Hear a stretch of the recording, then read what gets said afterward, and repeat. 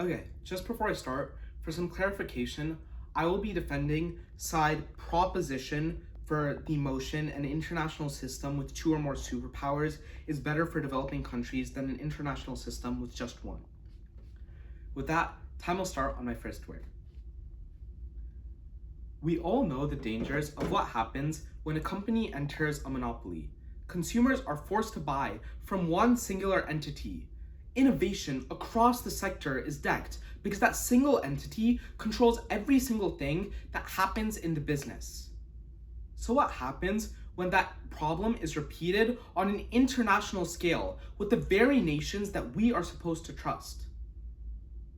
At the end of the Cold War, the United States entered a position of becoming the dominant global hegemon that controlled every single country in the international system.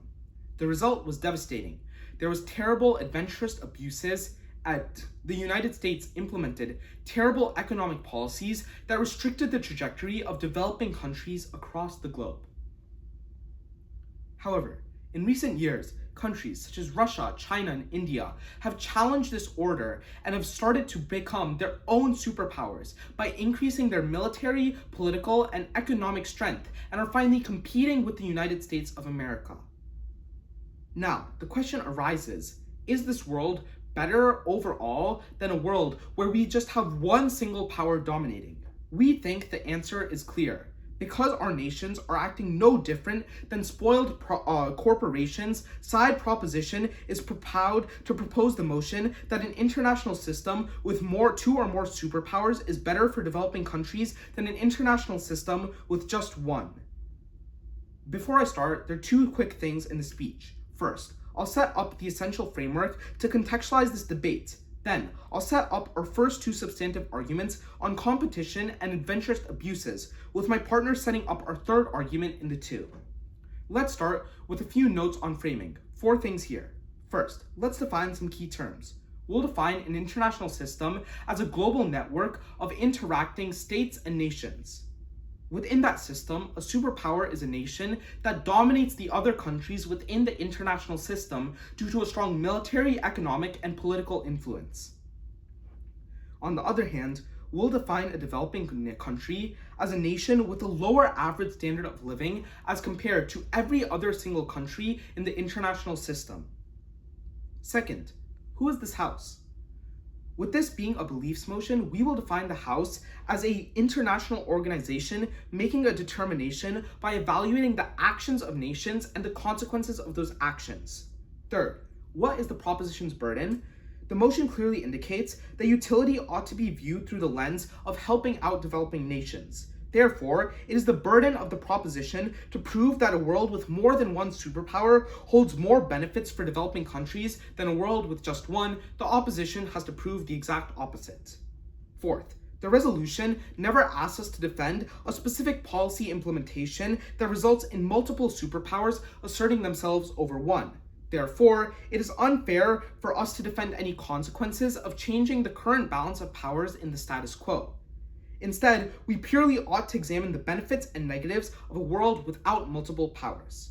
With that, our first substantive argument is that competition between countries in a multipolar world is necessary to develop better and more varied economic opportunities for developing nations.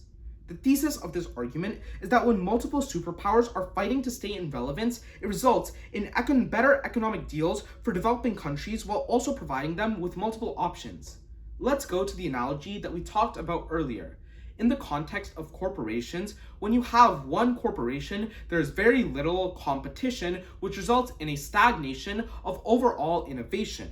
Similarly, we can look to a unipolar world, where post the Cold War, the world followed the Washington Consensus. Organizations such as the IMF and the World Bank, which were intended to help developing countries, actually failed structurally in the problems that they were trying to solve. Look to countries like Tanzania, Bolivia, Ghana, who all experienced worst poverty. In fact, the very founder of the Washington Consensus found that this economic proposal was severely weakened.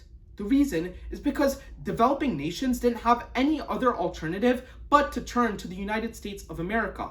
The United States of America did not care significantly about its image because it knew that it was the only country that held a dominating view over other nations in the international system. There was no other country that was challenging its dominance.